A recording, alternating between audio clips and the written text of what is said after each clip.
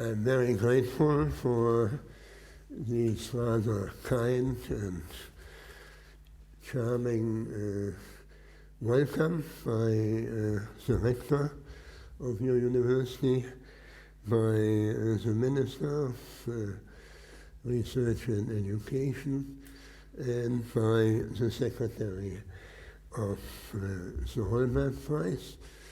And I'm impressed by the rather comprehensive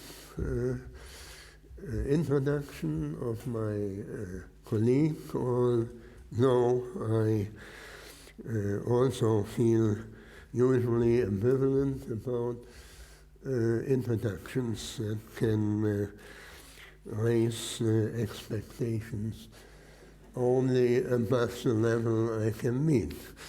Anyhow, I'm also glad to learn to know Stavanger. I must say I'm here for the first time, and I'm impressed by this rather beautiful and yet industrious and lively, growing city. Ladies and gentlemen, the 20th anniversary, and Mrs. Rector has mentioned already 2 anniversaries. I am referring to 2 other ones. The 20th anniversary of the agreement which Norway is affiliated with the European Union remains somewhat in the shadow of the bicentennial of your Constitution, whose celebration takes, of course, pride of place in Norway this year. However, through this agreement of Norway with the European Union, I take it to be the first move towards a post-national future. Norwegian democracy is tightly wedded to the fate of democracy in the European Union, on which I will focus today. I will deal with the problems currently facing the Union with a view to a constitutional issue that is of importance far beyond the boundaries of Europe, namely the question of whether the democratic procedure, which is up to now only established within the framework of nation states, can be extended beyond national boundaries. In other words, can the process of European unification lead to a form of democracy that is at once supranational and situated above the organizational level of a state? Today, the issue of a supranationalization of democracy has become more urgent than ever, because the national democracies are becoming more and more entangled in problems that arise out of the growing discrepancy between, on the one side, a world society that is becoming increasingly interdependent, and on the other side, a world of states that remain fragmented. This problem is reflected within the European Union in a democratic deficit that has been recognized for decades. Dieter Grimm, one of the most distinguished judges of the German Federal Constitutional Court, has recently, in the Frankfurter Allgemeine, presented a convincing summary of his view of that democratic deficit, a view that is shared by many, if not most, experts. He identifies three causes of the increasing distance that separates the decision-making processes of the European authorities from the political will formation of European citizens. The democratic will of European citizens has almost no impact because European policies at Brussels are uncoupled from the politics in the national arenas. That means politics in which citizens are still involved, who are reading newspapers, who are voting, and so on. Grimm sees the first cause as residing in the fact that a particular pattern of policies was raised to the level of constitutional law and thereby immunized against the usual process of political change, mainly through the judgments of the European Court of Justice. The direct actionability of basic economic freedoms as subjective rights has removed decisions over alternative economic policies from the democratic process. This fact had major consequences as neoliberal economic policies were implemented across the globe. As a result, the negative integration of different national societies and integration through market freedoms took priority over a positive integration, which is accomplished through the will formation of citizens themselves. This is just political science jargon, negative versus positive integration. The second cause that Grimm mentions is the unpolitical way of a policy making at the European level that proceeds independently of democratic input. This self-immunization of Brussels vis-à-vis the national public spheres is a consequence of the interplay between institutions which are either free from any legitimation pressure, as in the case of the European Court of Justice and the Commission, or whose decisions are not sufficiently legitimated, as in the case of the European Council and the Council of Ministers.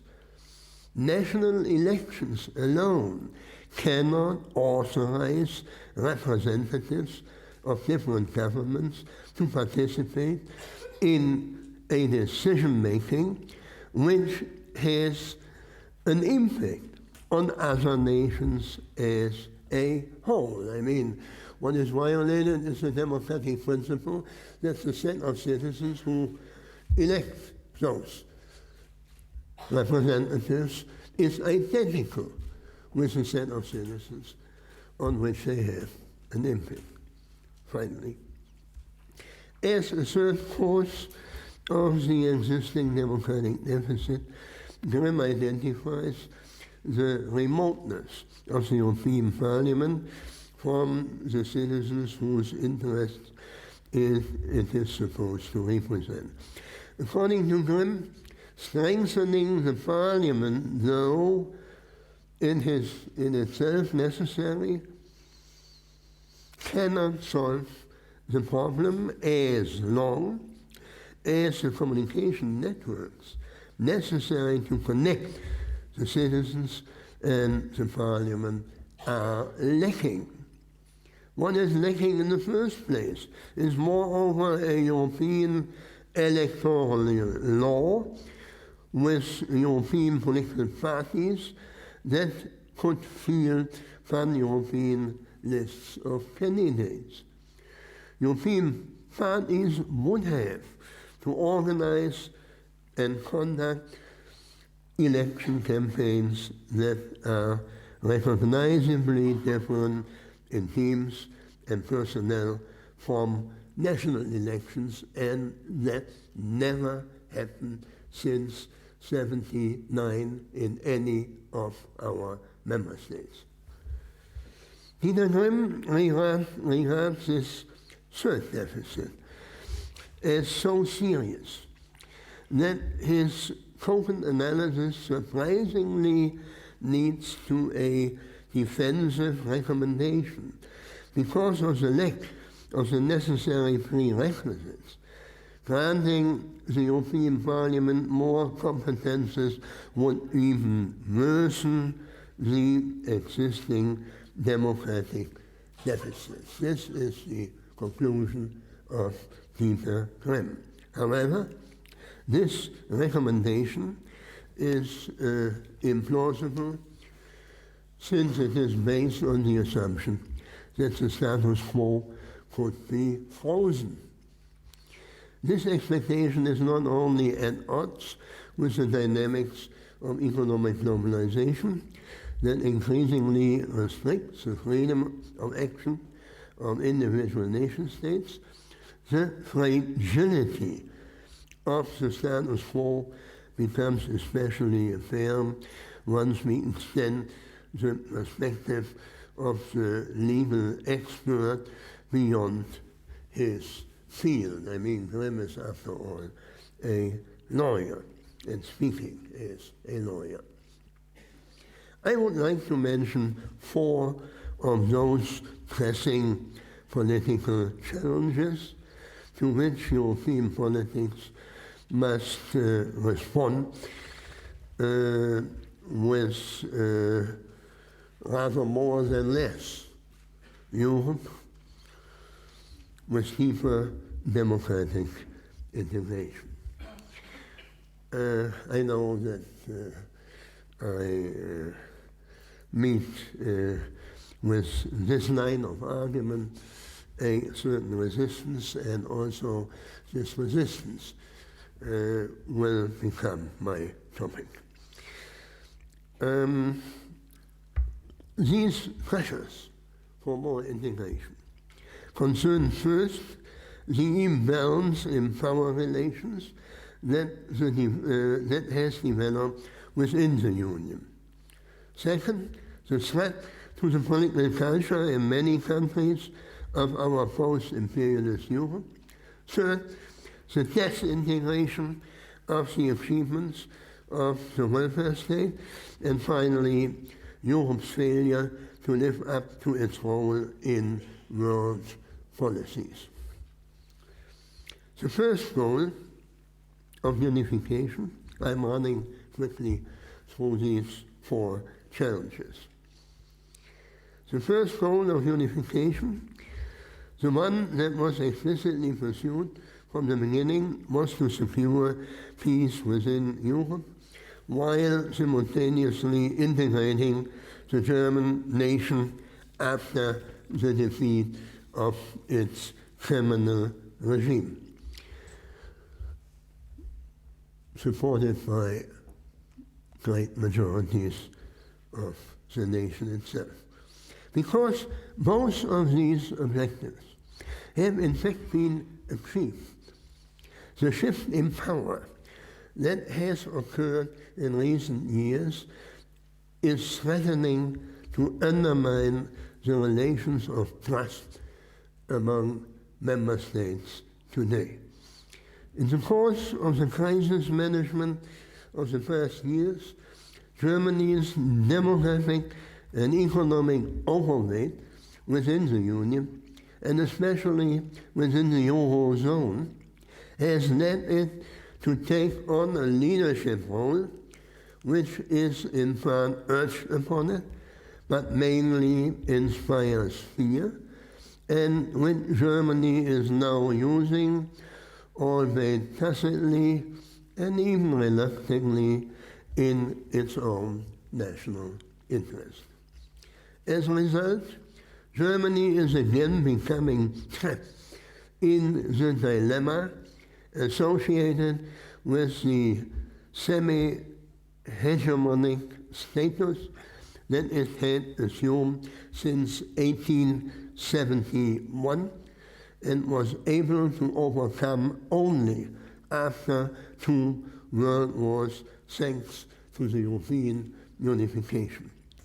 Today, Germany itself must have the greatest interest in leading the EU beyond a stage of development in which leadership of a single member state is both possible and necessary.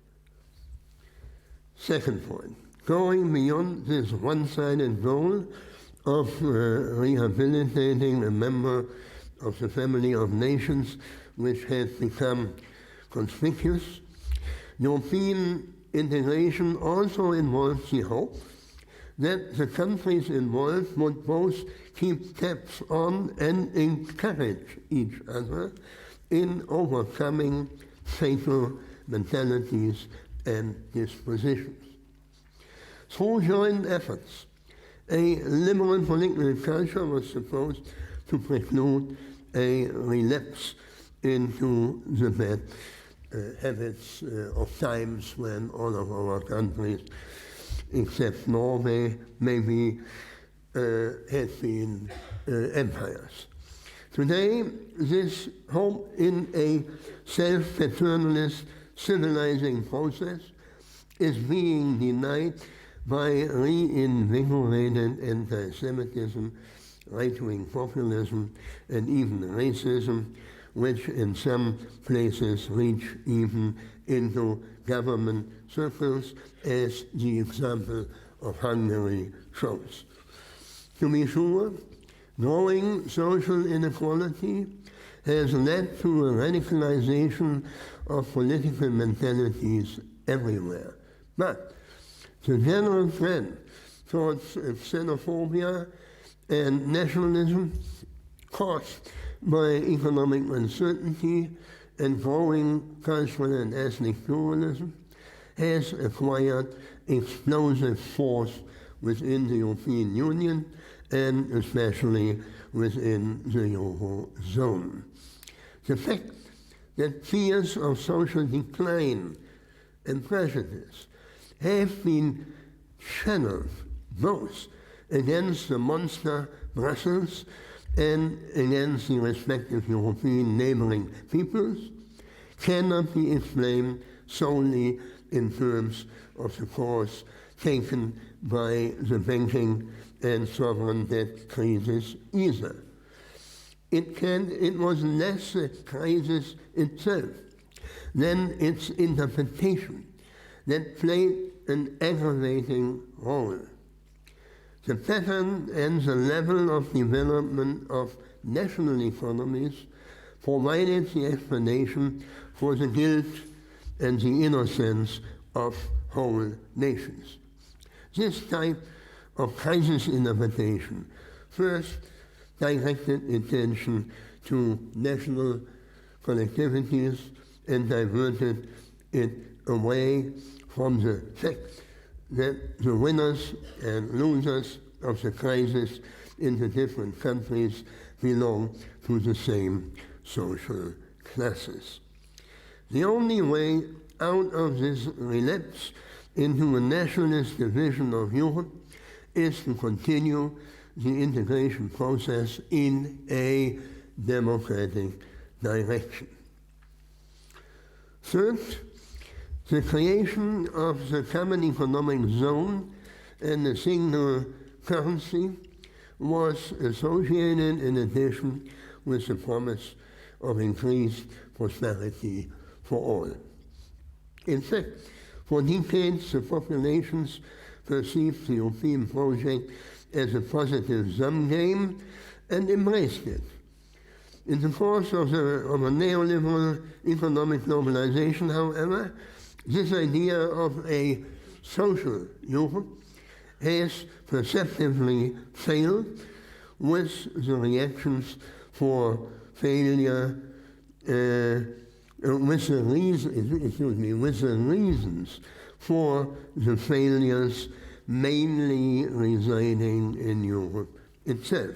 Certainly, in most OECD societies, the social gap between classes and generations, between employed and the unemployed, and between the educated elites and the poorly educated has deepened, and tensions between locals and migrants have increased. That's true for almost all OECD countries.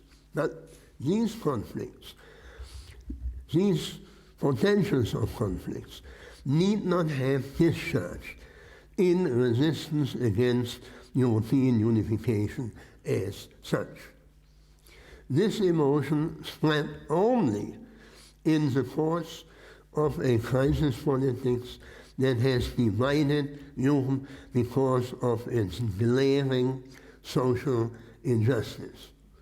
However, a shift to solidarity-based policies for mastering the continuing crisis will not be possible without transferring additional sovereignty rights to the European level, which in turn requires an institutional reform that strengthens the European Parliament. Finally, another political goal, namely that Europe should acquire a global political profile of its own, may have only gradually dawned upon Europeans at the time of the bipolar world order while living under the nuclear shield of the United States. Since the end of this incubation period, however, the idea of the Union, the idea that the Union should play an independent role in international affairs and world politics has taken shape, even if not with equal impact in all EU member states. According to this idea, Europe, in the division of labor with the military power of the United States, should speak out as a civilizing voice of post-heroic societies in support of the enforcement of international law and of securing an international peace order. This idea has not taken root, but given the conflicts over Ukraine at its own front door and in view of the current wildfires in Syria, Iraq, and Israel, this more or less idealist goal seems to be turning into a current political necessity. Like these conflicts, the new types of rebellions in North Africa and Southeast Asia, as well as the murderous militias in sub-Saharan Africa, are bringing home to us that Europe must learn to speak with one voice in matters of foreign and security policy.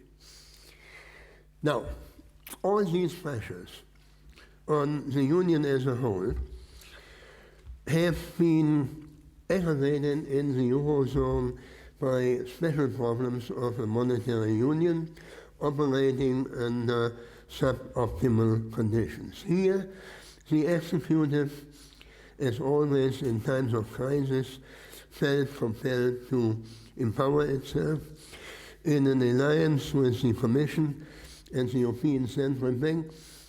The national governments that are assembled in the Eurogroup of the European Council have extended their scope for action at the cost of their national parliaments, and as a result have greatly exacerbated the existing shortfall in legitimacy.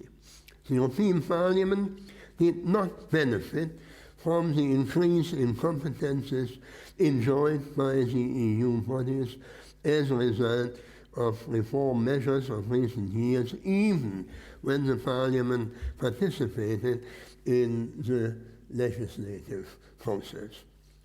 Moreover, the measures that have been taken were necessary indeed to stabilize government budgets in the short run. But the continuing trend towards growing imbalances between national economies can be halted in the long run only within a framework of the Union with a common fiscal, economic, and even social policy. And the unavoidable transfers across national borders can then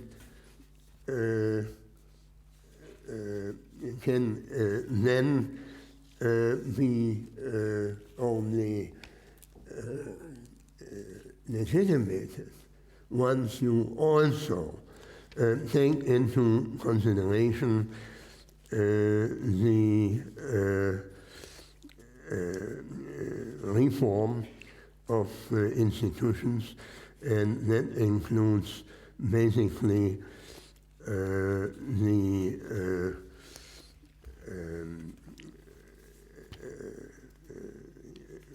empowerment, the further empowerment of the Parliament and a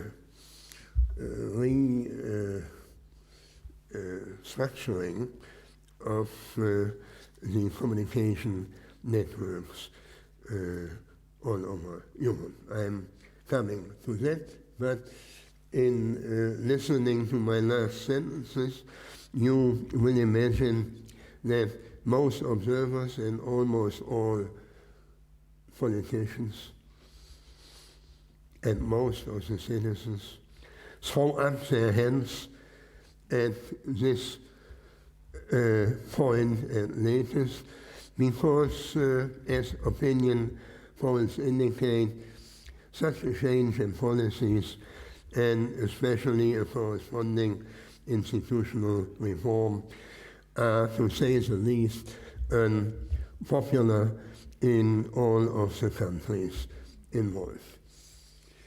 But looking at this trap in which Europe is now captured, looking at this more from a more sober point of view, one has to add one thing, namely that the demoscopic observation that certain goals and policies are not to be implementable is valid always only under conditions of the status quo. And in our case, among these conditions of the present context, it is the most important one. It's the fact that political elites have avoided, since half a century, ever turning European issues into topics of national public arenas. Therefore, the outcome of persistent, transient, adequately informed, and encompassing public controversies over relevant alternatives, were they to be conducted, would be completely open. The results of those campaigns would be completely open. Peter Grimm rightly calls for Europeanizing, is that right? Europeanizing European elections, I mean. Defeatist election forecasts are cheap as long as public discourses and even shirt-sleeve campaigns are not being conducted for example, on the question of whether the short-term disadvantages of solidarity of the so-called donor countries with the recipient countries do not pay off for the donor countries in the medium and in the long term either. On the other hand, the institutional framework of the Union is geared to the cohesion and stability of a highly fragmented political community, and hence precisely to avoiding such campaigns. The aim of this whole institutional design, as it exists now, is not conflict resolution and a European-wide generalization of interests, but consensual decision-making based on carefully bracketing possible conflicts. So much for my analysis, and I have no easy recommendation how to get out of this trap either. However, many observers do not think that considerations of changes in institutional design are at all relevant, because they look for the cause of the stagnation of the unification process in a completely different place. And at first glance, they seem to be right if they identify as the first cause the lack of trust among nations. In fact, there is a lack of mutual trust that citizens of different nations would have to show each other as a precondition for their willingness to adopt a common perspective when making political decisions on shared federal issues. Thus, the salient projection, the salient objection to expanding the EU into a supranational democracy is phrased in terms of there is no European nation. Yet, the observed lack of mutual trust supports this no-demos thesis only if we, from my point of view, misinterpret this lack in a substantialist way. Let me offer a quick historical remark by way of clarification. In European states, in our European states that emerged from national unification movements, a national consciousness was fostered, indeed produced by schools, the military, national historiography, and the press throughout the 19th century. It became superimposed on this kind of national consciousness, became superimposed on older dynastic and religious ties, as well as on local forms of life and loyalties.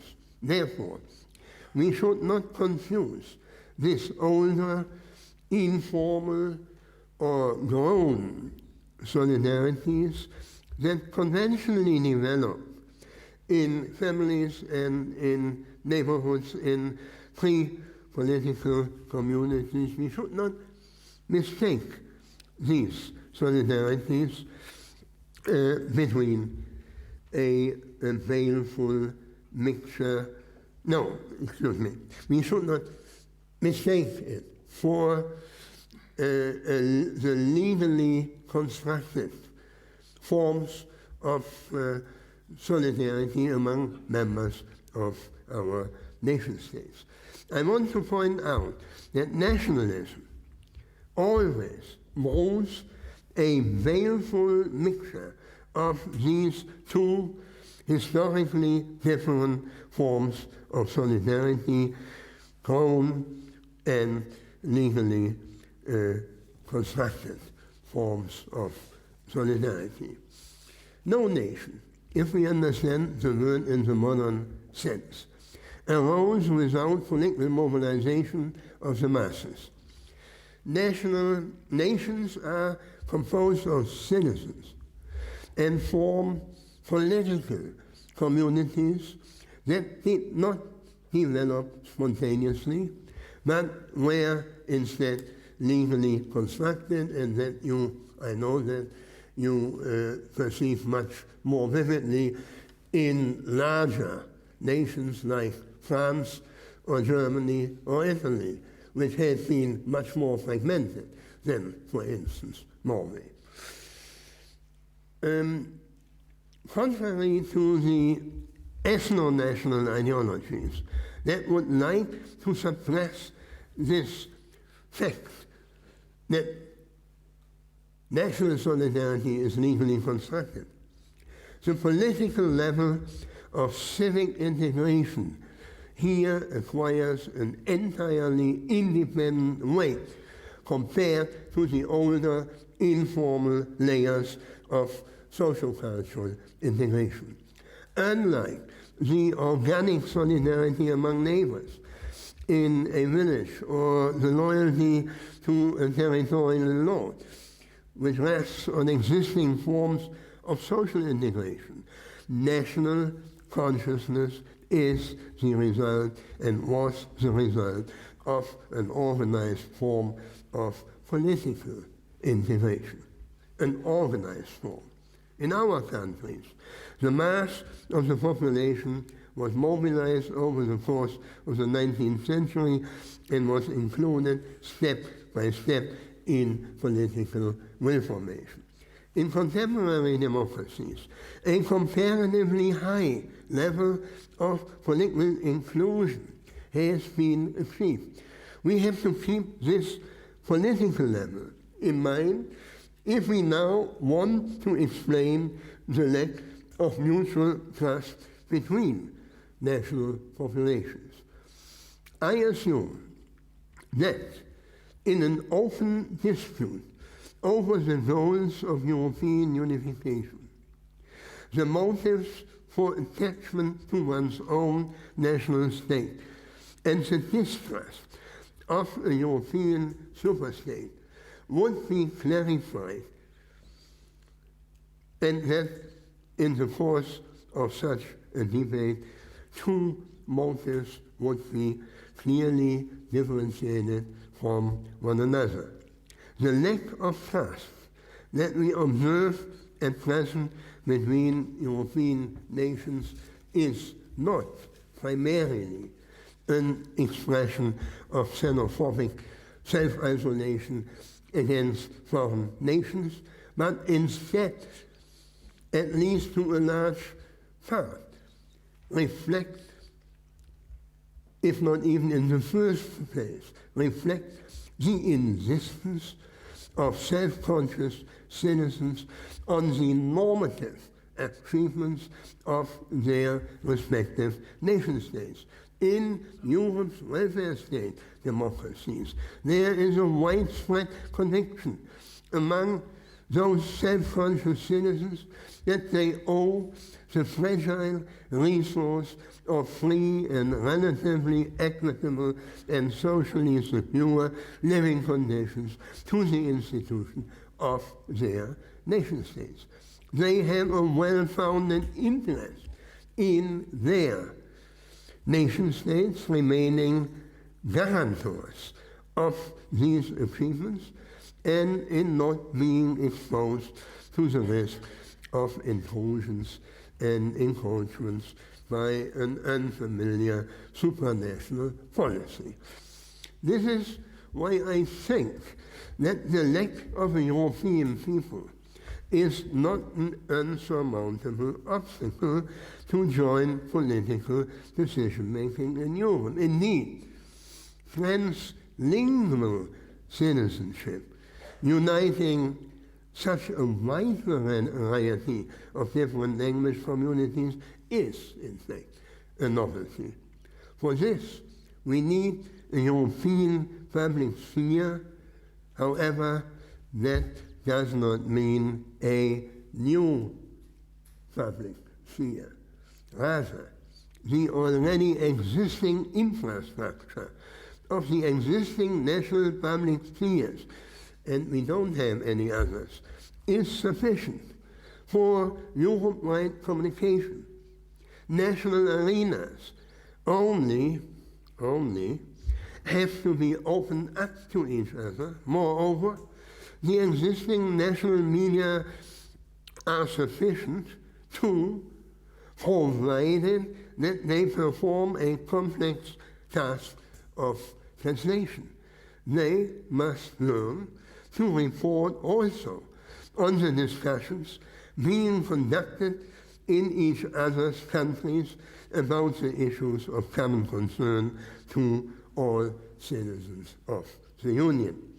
Then the trust among citizens that currently exists in the form of a nationally limited civic solidarity of civic solidarity may well develop into the even more abstract form of trust that reaches across national borders. The no-demos thesis obscures the factor that we must take seriously, namely the conviction that the normative achievements of the democratic state are worth preserving. This self-assertion of a democratic civil society is something different from the reactive clinging to naturalized characteristics of ethno-national origin that lead support to right-wing populism. Under the given conditions, such democratic self-assertion speaks for the attempt to realize a supranational democracy, because it is not as if democracies confined within nation-states could preserve their democratic substance, because they are affected, and in a rapidly growing measure, they are affected by involvement in the systemic dynamics of a global society. This is true, at any rate, for all of our small European societies and states, including, of course, Germany. Now, I come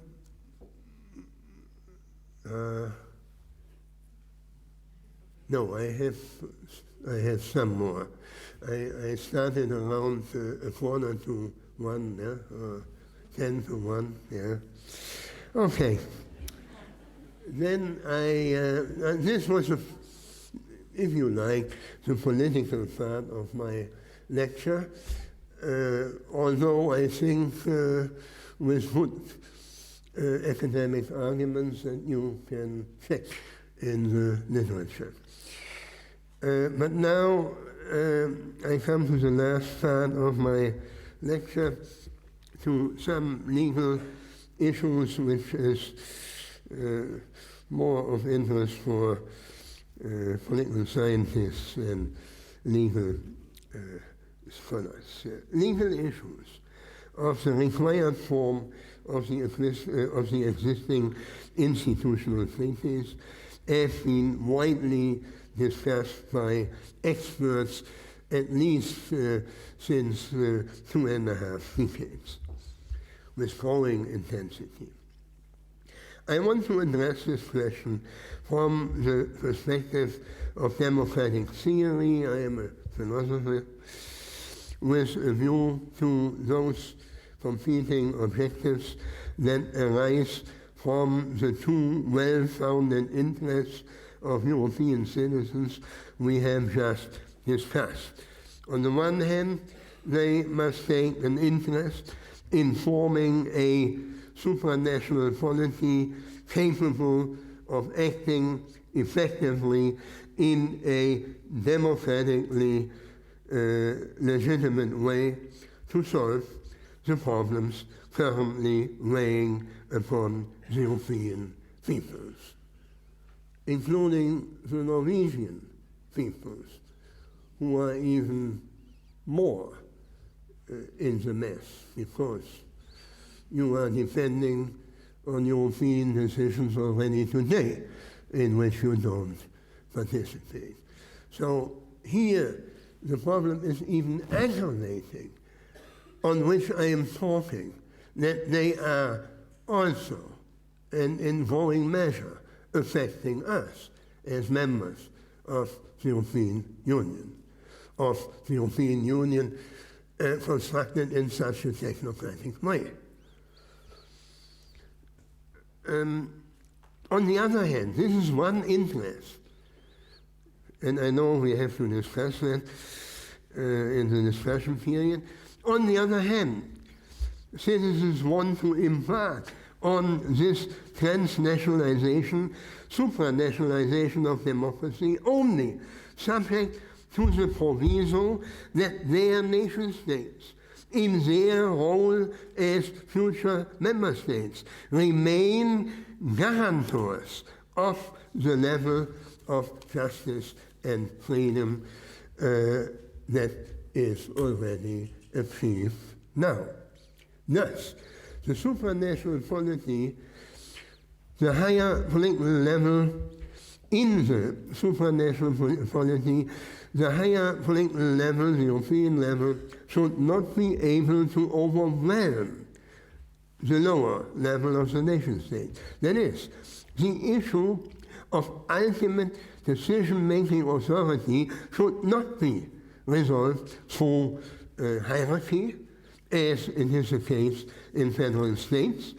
The supranational federation should instead be constructed in such a way that the hierarchical, horizontal relationship between the member states and the federation remains intact. To solve this problem, I have proposed a thought experiment. Philosophers are strong in providing thought experiments. Let us imagine a democratically developed European Union as if its constitution had been brought into existence by a double sovereign.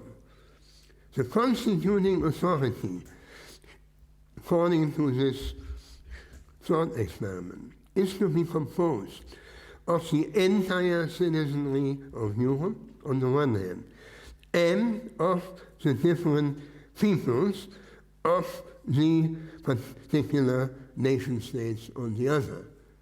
Now, actually these are identical peoples, because the peoples of the nation states are composed of the same people, which are forming, on the other hand, a European-wide citizenry. You have to keep that in mind. These are the same peoples who have now to look for a compromise with themselves. But in my thought experiment, I'm talking about European citizens and European peoples, because these are different interests. Where am I? I'm lost here. Now, already during the constitution framing process, the one side should be able to address the other side with the aim of achieving a balance between the two competing interests that we had mentioned. Yeah? A working union on a democratic base, yeah? And on the other hand, strong nation states being guarantees, giving a guarantee that the level reached is not undergone. Yeah. As compared with the usual scheme for democratic constitution making, what is new in this scenario is that the higher level sovereign, the proposed sovereign, can no longer decide in a legally sovereign manner. 4. The leveling up of the European citizens by the addition of the European peoples indicates that the sovereign must have already committed itself from the outset to recognizing the historical achievements of a level of justice and freedom embodied in the nation states. If we now come back from this perspective of a double sovereign to our basic question, which further reforms of the existing European treaties are necessary in order to eliminate the existing legitimation deficits of the European Union in a future political union of which I can realistically only think in terms of a future Euro Union within a differentiated European Union. Then, if we think of that, then the baseline for an answer is obvious. The European Parliament would have to gain the right to take legislative initiatives, and the so-called ordinary legislative procedure, which requires the approval of both chambers, would have to be extended to all policy fields. In addition, the political council, thus the assembly of heads of governments who to this day enjoy a rather semi-constitutional status, would have to be incorporated into the Council of Ministers. Finally, the Commission would have to assume the function of a government which is, however, answerable equally to the Council and the Parliament. We had this conflict in institutionalizing the head of the Commission now after the elections, which only makes us aware of the fact that we don't have political parties, because if you would apply to the paragraph 17 something of the European Union Treaty, if we would correctly apply the equal participation of the Council that proposes or not proposes Mr. Juncker, and the people that do choose, and then after the election have chosen among candidates, then it is clear that there must be an institution of European parties which at the time when they make their lists of candidates have to seek the approval of the Council. I mean, you see that certain paragraphs which are already valid in our treaties cannot even apply according to their meaning.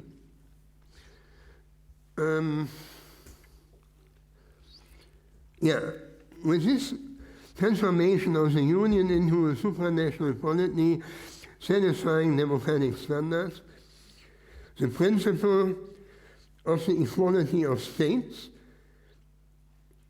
and the principle of the equality of citizens would be accorded equal consideration. That is the basic idea. The democratic will of the two constitution-forming subjects would be reflected both in the symmetrical participation of the two chambers in the legislative process and in the symmetrical status of Parliament and Council with respect to the executive branch. You should note that such a federalized yet supranational union without taking on the form of a state of its own would still deviate markedly from any federal state. Interestingly enough, current EU includes a range of important provisions that, on the assumption of a sovereignty shared by European citizens and peoples, can be understood as legitimate deviations from the model of a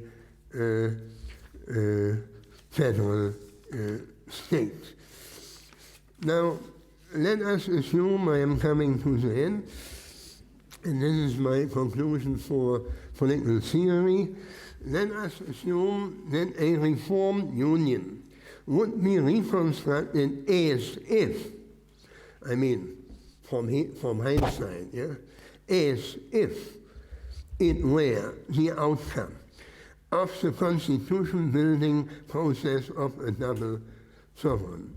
What justifies us in calling such a federation, which falls short of the model of a federal state,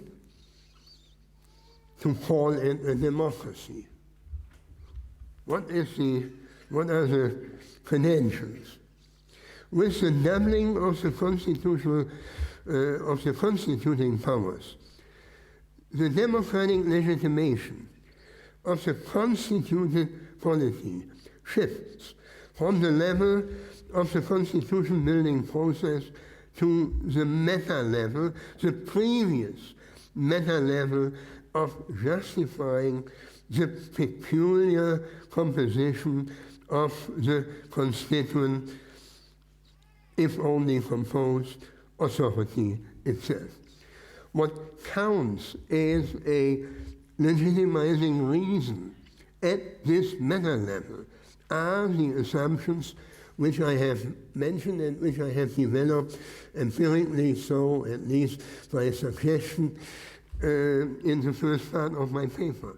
First, the citizens of the future European Union, taken as a whole, are willing to share equal rights with the people of the future member states. And second, the peoples of the future member states are willing to participate on the condition that in the supranational political community to be established the integrity of their states in their role as guarantors of historically achieved levels of freedom and justice is assured. However, the willingness on both sides to accept these terms does not fall from the sky. Neither the concession made by the future European citizens to restrict their sovereignty in favor of the involvement of the European peoples, nor the reservation that the latter make by insisting on the normative substance of their respective national states. From the perspective of democratic theory, the agreement by the two sides to cooperate in founding a constitution opens up a new dimension. Historically speaking, such an agreement which Europeans must reach with themselves is always the outcome of a painful learning process. Such a process, one which precedes the actual process of constitution making, and which we now counterfactually, put only at the beginning of a process, which in fact we would reconstruct from hindsight. Yeah? Now, this is reminiscent of the controversy leading up to the foundation of the United States as recorded in the Federal Papers. However, that discussions in the late 18th century had a different outcome. At the end of a rather long fast beset by conflicts, one which even led through a civil war, stood at the end of it, there stood the first democratically legitimated federal state. We Europeans are currently engaged in a discussion in the European Union that is similar to that old discussion in some respect. To judge by the course of our present discussion, it does not seem possible to resolve the tension-laden relationship between the two subjects, the citizens and the peoples, in favor of a hierarchical arrangement.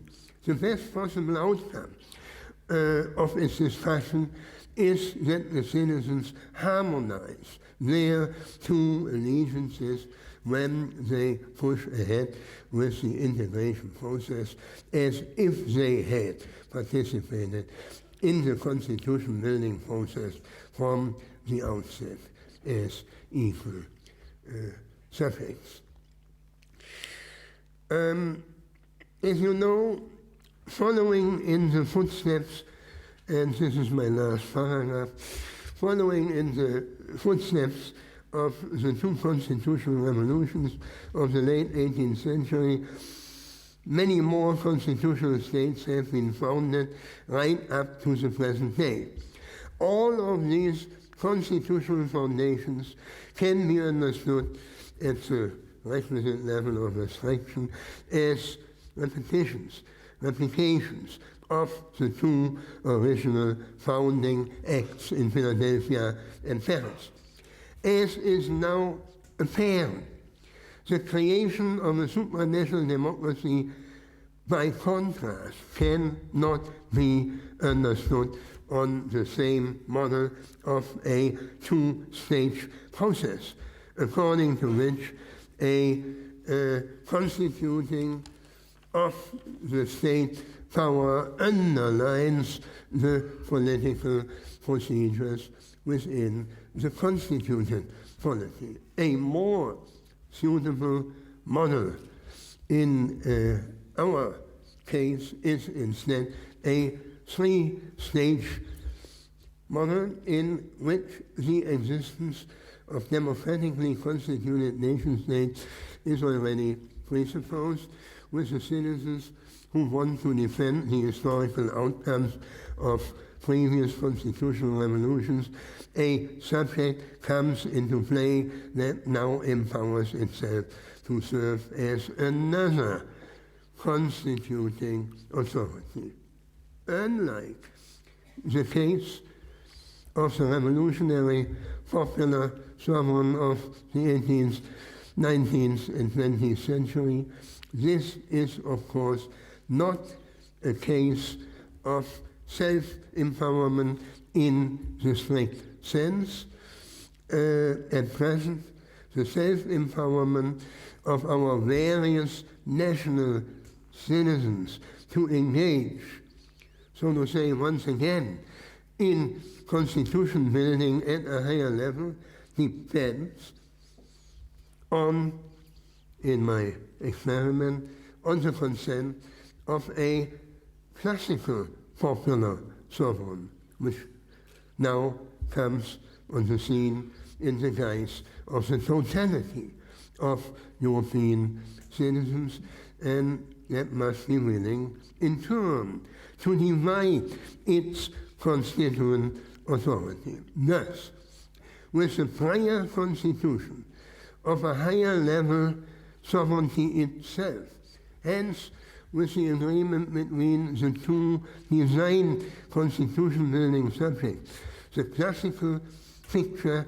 of a constituting and a constituted level is supplemented by a further dimension that once again underlies the actual constitution building process, and this first step in our three-stage model yields a very benign, I admit, interpretation of the rather confused opinion and will formation regarding European issues in which all of our populations are involved or are not yet sufficiently involved today.